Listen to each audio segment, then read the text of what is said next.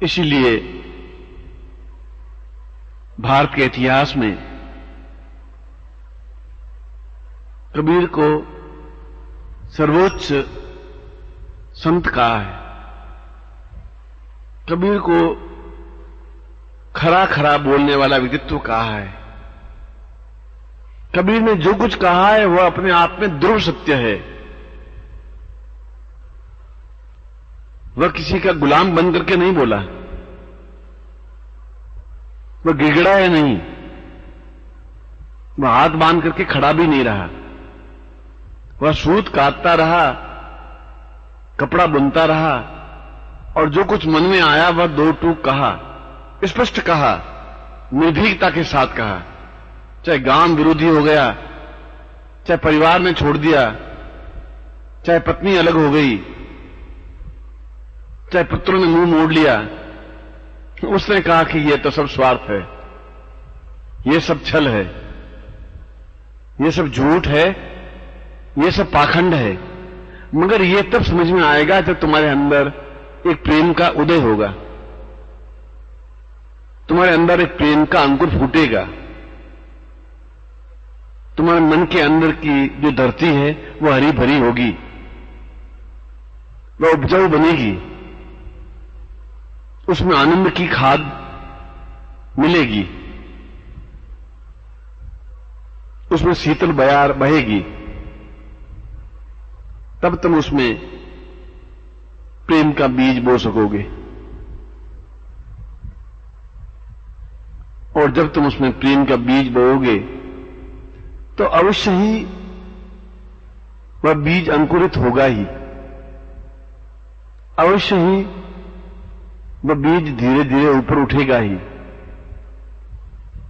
अवश्य ही वह पूर्ण पौधा बनेगा ही और अवश्य ही उसमें आनंद के पुष्प विकसित होंगे ही। ऐसा होगा तो तुम्हारा मन अपने आप में पूर्ण सुगंधमय बन जाएगा। तुम्हें चारों तरफ एक लालिमा दिखाई देने लगेगी। लाली मेरे लाल की, जित देखूं तित लाल। ये लाली तो मेरे प्रभु की है। चारों तरफ लालिमा बिछी हुई है, कहीं कलंक नहीं है, कहीं कालिमा नहीं है, कहीं अंधकार नहीं है, कहीं भ्रम नहीं है, कहीं छल नहीं है, कहीं अंधियारा नहीं है। क्योंकि चारों तरफ एक उजियाला है, एक लालिमा है और ये मेरे लाल की है। और मैं जिधर भी देख रहा हूं उधर लालिमा ही लालिमा दिखाई दे रही है। लाली देखन मैं चली, मैं भी हो गई लाल। और जब मैं उस राम के प्यार को देखने के लिए चली, उस राम को अपनी आंखों में समा लेने के लिए चली, उस चारों तरफ फैली हुई लालिमा को देखने का प्रयास किया, तो मैं खुद लाल हो गई। सारा शरीर अपने आप में सुगंधमय बन गया, प्रेममय बन गया। प्रेम के अंकुर फूट गए, अंग अंग से प्रेम की रश्मियां विकीर्ण होने लगी। ऐसा लगा कि मैं जमीन पर हुई नहीं, ऐसा लगा कि मैं जमीन से ऊपर उठ करके नृत्य कर रही हूं। ऐसा लगा कि वास्तव में जीवन का आनंद प्रेम में है। और यदि प्रेम नहीं है तो फिर जीवन जीने का अर्थ भी क्या है? क्यों प्रेम और परित्याग एक ही शब्द है। प्रेम और सब कुछ छोड़ देने की कला एक ही अर्थ है। प्रेम और फना हो जाने की क्रिया एक ही भाव है। प्रेम और पूर्णता के साथ समर्पित हो जाना एक ही चिंतन है। इसलिए उसने कहा है कि प्रेम तो केवल गुरु से ही किया जा सकता है और संसार में कोई चीज है ही नहीं, क्योंकि वही अपने आप में पूर्ण पुरुष है, वही अपने आप में ब्रह्म है, वही अपने आप में निर्विकार है। शरीर के होते हुए भी वह बिना शरीर का है, दिखाई देते हुए भी वह नहीं दिखाई देता, क्योंकि हमारी आंखें उस गुरु को ब्रह्म के रूप में देख ही नहीं सकती। देखने की कला हमारी आंखों में नहीं है। जब देखेंगे नहीं तो लालिमा में अपने आप को निमग्न करेंगे भी कैसे? हम स्वयं लालिमा युक्त बनेंगे भी कैसे? प्रेम में कैसे बनेंगे? हमारे अंदर प्रेम का अंकुर कैसे फूटेगा? कैसे उसमें प्रेम के और आनंद के पुष्प विकसित होंगे? हमारा शरीर सुगंध में कैसे बन सकेगा? इसलिए गुरु अपने आप में एक पुरुष है, पूर्ण पुरुष, संपूर्ण सत्य पुरुष, मगर उसको देखने के लिए भी तो हमारे पास आंख चाहिए।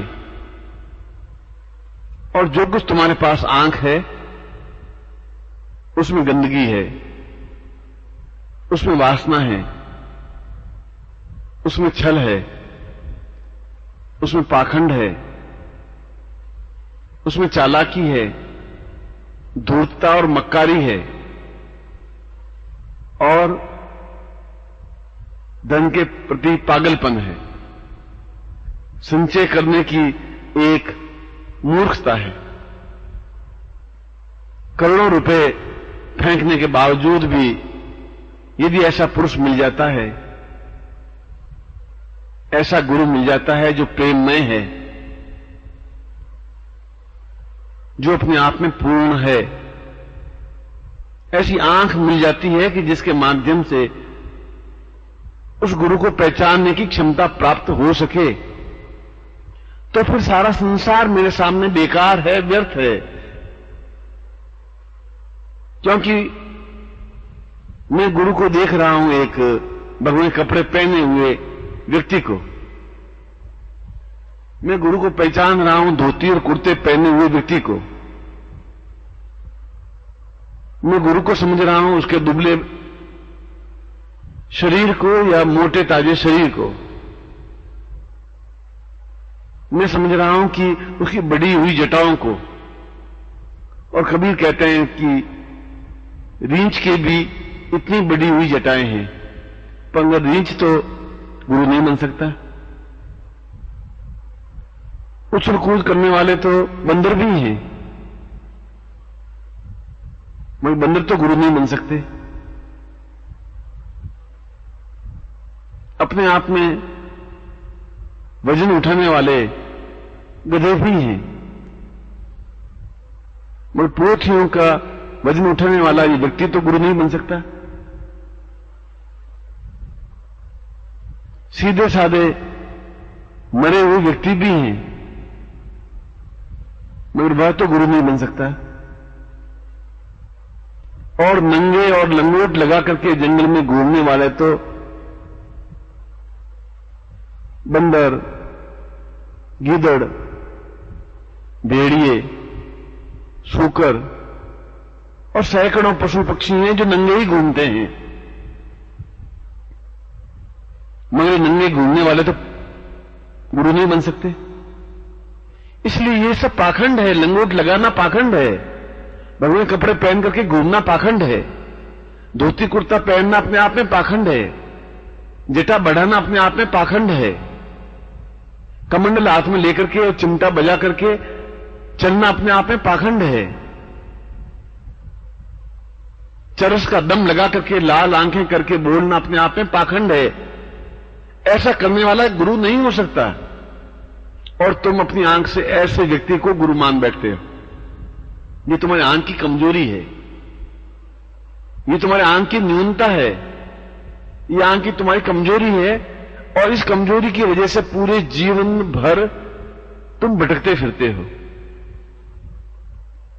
कभी एक जगह, कभी दूसरी जगह, कभी किसी लंगोटधारी व्यक्ति के पास, कभी किसी जटा बढ़ाए हुए व्यक्ति के पास, कभी कोई कांटों पर सोए हुए व्यक्ति के पास, कभी अपने आप में बम बम बोलने वाले व्यक्ति के पास, और तुम उसके पास बैठ करके एहसास करने की कोशिश करती हो कि शायद यह गुरु है। कबीर कह रहा है कि मैं अपनी आंखन देखी कह रहा हूं कि यह गुरु नहीं है, ये पशु पक्षी कीट पतंग कीड़े मकोड़े ये जानवर हैं, ये पशु हैं, ये गुरु नहीं है।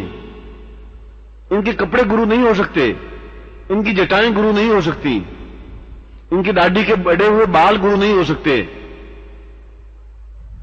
ये केवल राम राम बोलने से और हरि हरि बोलने से, ओम ओम बोलने से गुरु नहीं बन सकते, क्योंकि ये मूर्ख बनाने की कला जानते हैं, ये ठगने की कला जानते हैं। ये अपने आप में सही अर्थों में ठग हैं, ये सही अर्थों में मूर्ख हैं, ये अपने आप में चालाक हैं, ये अपने आप में धूर्त हैं, ये अपने आप में पूर्ण पाखंडी हैं।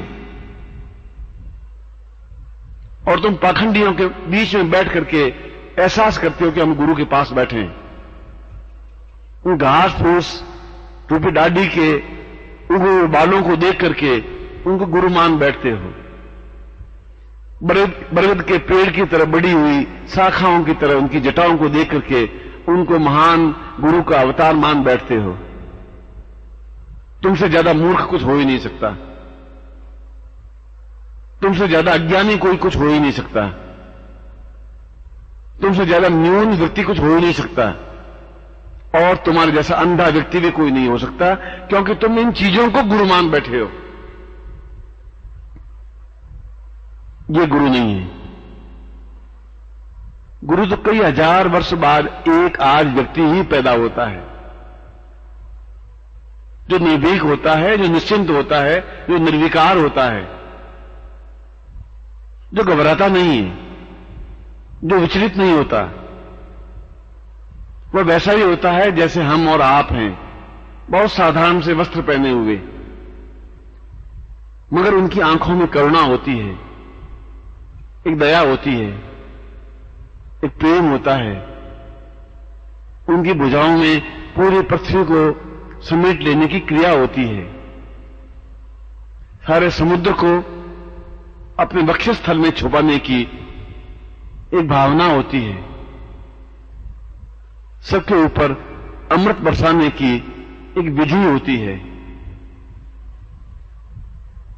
उसकी जटाएं भले ही हों या नहीं हों, उनके भगवे कपड़े पहने हुए हों या नहीं हों, बम बम बोलने वाले हों या नहीं हों, ओम ओम बोलने वाले हों या नहीं हों, जोर से अजान देने वाले हों या नहीं हों, 24 घंटे आंख मूंद करके बगुले की तरह ध्यान लगाने वाले हों या नहीं हों, मगर जो सत्य है, जो दो टूक कहने वाला है, जिसके पास बैठने से एक आनंद की अनुभूति होती है, जिसके पास बैठने से ऐसा एहसास होता है कि जैसे भरी धूप में चल करके आए हुए पथिक को पेड़ की छायादार शीतलता का एहसास होता है, जिसके पास बैठने से पवित्रता का बोध होता है, जिसकी आंखों में अथाह करुणा होती है, जिसकी जीभ पर सरस्वती साक्षात मान विराजमान होती है, जिसके कंठ में वाग्देवी होती है,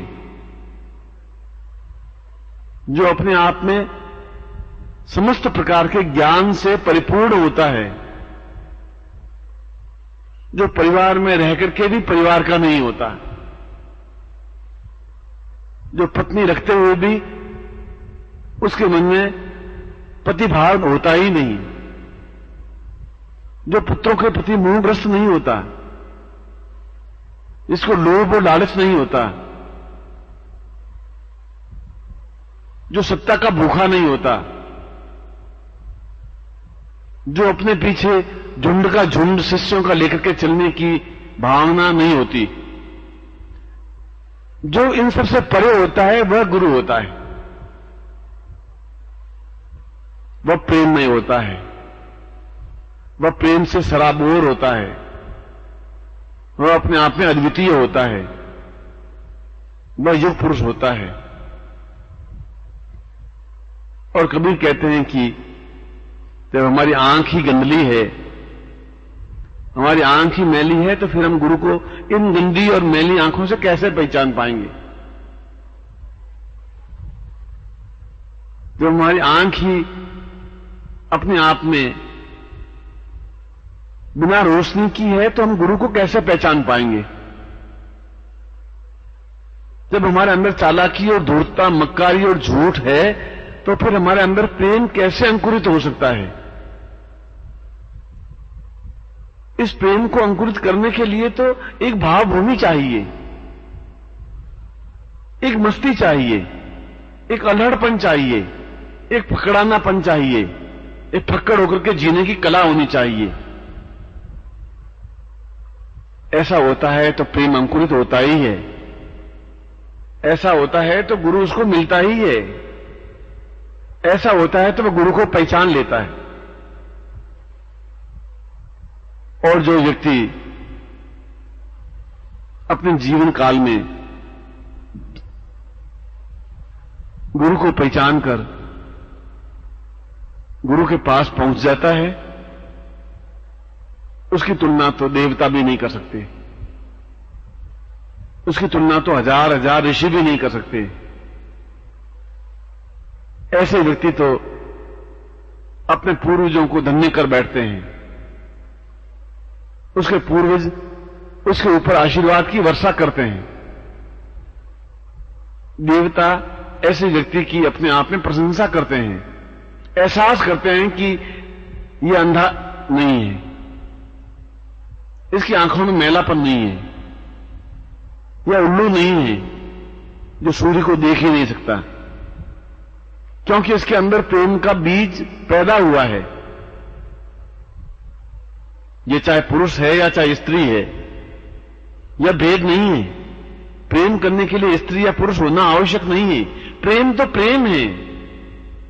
और कबीर कहते हैं कि प्रेम केवल संसार में गुरु से ही किया जा सकता है, अन्य किसी पदार्थ से किया ही नहीं जा सकता, हाड़ मांस के व्यक्ति से नहीं किया जा सकता,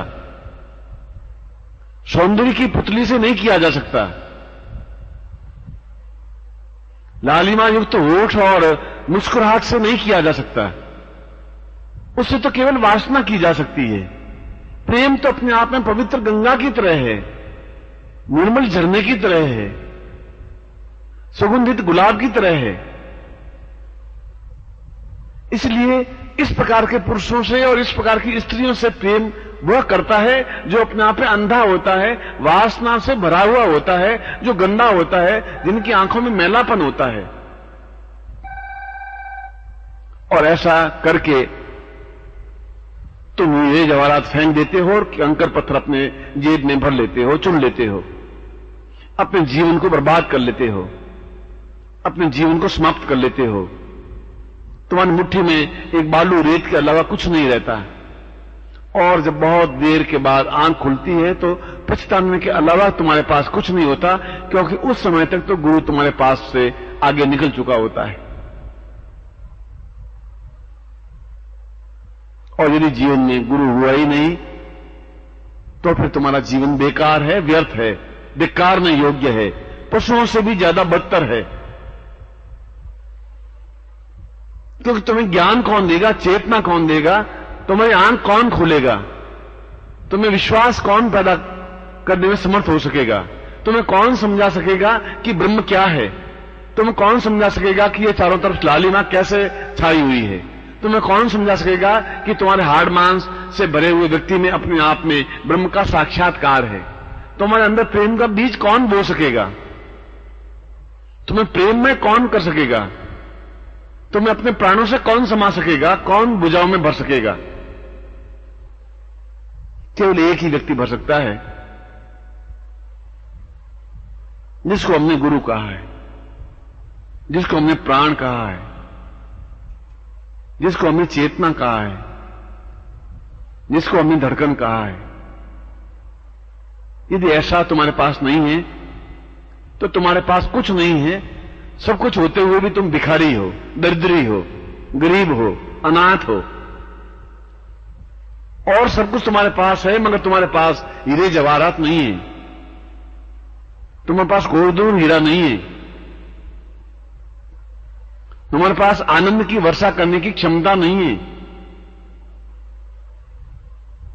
तुम प्रेम की वर्षा से भीगने लायक नहीं हो, तुम प्रेम की परिभाषा नहीं समझ सकते, तुम जीवन का मूल्य भी नहीं समझ सकते। और ये तुम्हारी जवानी, ये तुम्हारा अल्लड़पन, ये तुम्हारी उम्र अपने आप में बेकार चली जाती है। ये तुम स्त्री हो, तुम में ये घमंड है, ये गर्व है कि तुम सुंदर हो, ये तुम्हें एहसास है कि तुम बहुत अपने आप में यौवनवती हो, ये तुम्हें गुमान है कि सैकड़ों लोग तुम्हें देख करके आहें भरते हैं, मगर तुम्हें देख के आहें नहीं भरते हैं, ये तुम्हारे आंखों की चितवन देख करके आहें भरते हैं, ये तुम्हारे हृदय की धड़कन को देख करके आहें भरते हैं, ये तुम्हारे गोरे रंग को देख करके आहें भरते हैं, तुम्हें देख करके आहें नहीं भरते हैं, तुमसे प्रेम नहीं करते हैं, तुम्हारी चमड़ी से प्रेम करते हैं, तुम्हारी आंखों से प्रेम करते हैं, तुम्हारे गालों के गुलाबीपन से प्रेम करते हैं, तुम्हें होठों के लालिमा से प्रेम करते हैं, तुम्हारे काले बालों से प्रेम करते हैं, तुम्हारे चाल से प्रेम करते हैं, तुम्हारे नखरों से प्रेम करते हैं, तुमसे प्रेम नहीं करते। इसलिए तुम तो खाली हो, तुम्हारे पास तो कुछ नहीं है, क्योंकि यह तो ढल जाएगा, ये चांदनी तो एक दिन समाप्त हो जाएगी, तुम्हारे चेहरे पर झुर्रियां आ ही जाएगी, तुम्हारी आंखों की ज्योति कमजोर हो ही जाएगी। उस समय तुम्हारे पास क्या बचेगा? न वो दीवाने बचेंगे, न तुम्हारी प्रशंसा करने वाले बचेंगे, न तुम्हारे इर्द गिर्द घूमने वाले बचेंगे, तुम्हारे दोनों हाथों में केवल मुट्ठी भर रेत होगी और आंखों में आंसू होंगे, हृदय में पश्चाताप होगा। इसके अलावा तुम्हारे पास कुछ बच ही नहीं सकता। और यदि तुम पुरुष हो तो ये समझते हो कि तुम बहुत जवान हो, तुम समझते हो कि तुम्हारा शरीर बहुत सुंदर है, तुम समझते हो कि तुम प्रेम करने की कला जानते हो, तुम समझते हो कि तुम्हारी जेब में और तुम्हारी तिजोरी में कुछ चांदी के चंद टुकड़े हैं और तुम अपने आप को बहुत महान समझ बैठे हो, तुम समझते हो कि तुम्हारा बहुत खानदान ऊंचा है,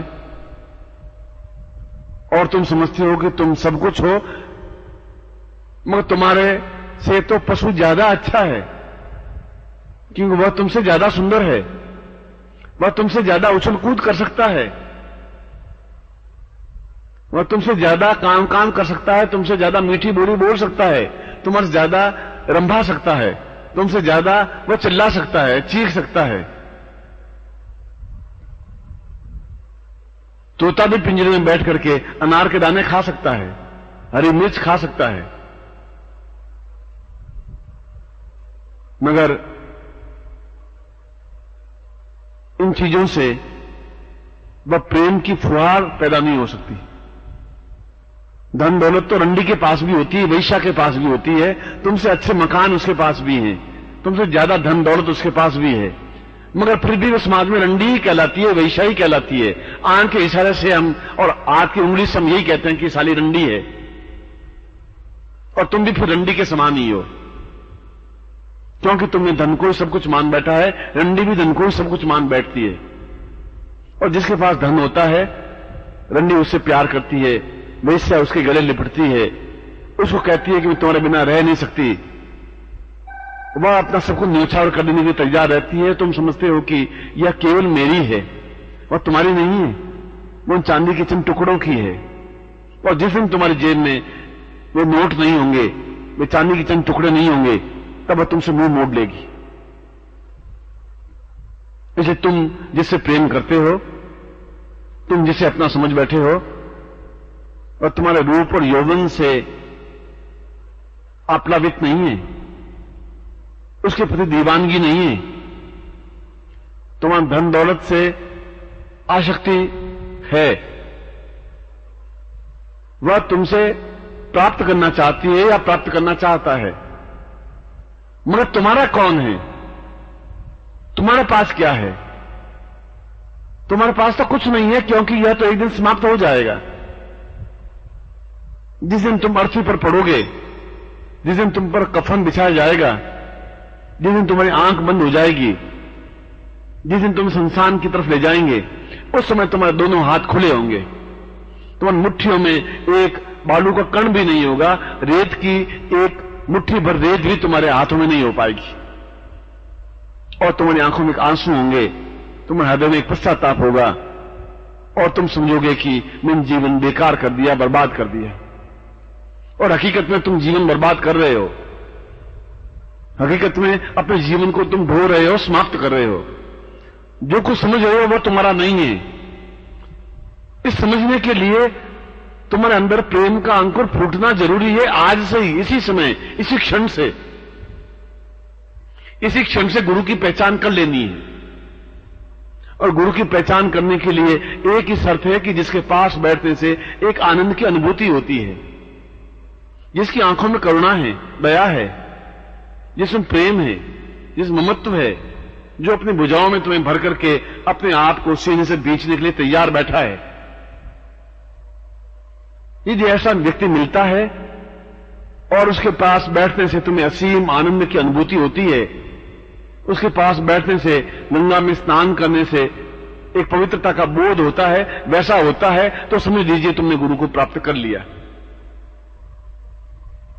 और यदि गुरु को प्राप्त कर लिया तो फिर छोड़िए मत, फिर कस करके उसके पांव पकड़ लीजिए। एक क्षण भी चूकिए मत, उसको दोनों बाहों में भर लीजिए, अपने आप को पूरी तरह से उसके सीने में समा दीजिए, भींच दीजिए, अपने आप को समर्पित कर दीजिए, उसमें अपने आप को फना कर दीजिए, अपना सब कुछ छोड़ करके, अपना सिर भी उतार करके जमीन पर रख दीजिए और यह समझ लीजिए कि तुम कुछ नहीं हो। यह समझ लीजिए कि मुझे तो हीरा मिल गया, मुझे जो कुछ प्राप्त करना है वह मिल गया है।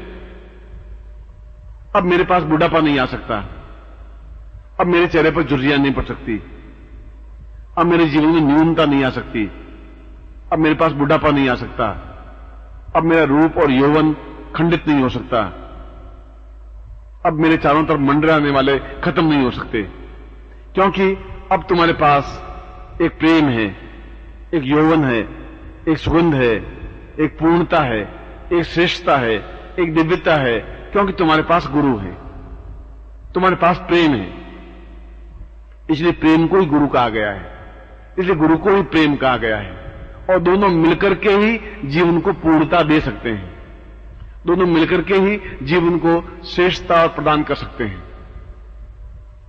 और तुम्हें श्रेष्ठता प्राप्त हो, तुम्हें प्रेम मिले, तुम्हें गुरु मिले और तुम अपने आप को पूर्ण रूप से समर्पित कर सको, गुरु से एकाकार हो सको, प्रेम में बन सको, ऐसा ही मैं तुम्हें आशीर्वाद देता हूं। और तुम सही अर्थों में मनुष्य बन सको, ऐसा ही तुम्हें मैं हृदय से प्यार करता हूं, आशीर्वाद देता हूं, कल्याण कामना करता हूं।